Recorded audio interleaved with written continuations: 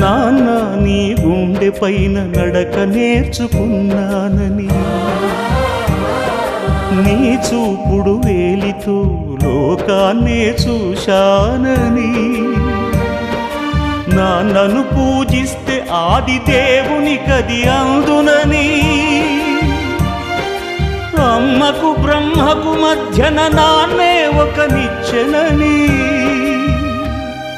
తెలియనైతి తండ్రి, ఎరుగనైతి నాన్న.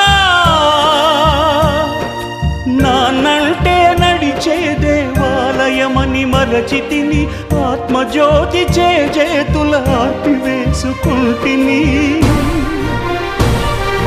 మరచిపోయి కూడా నన్ను మన్నించొద్దమ్మా, కలనైనా నన్ను కరుణి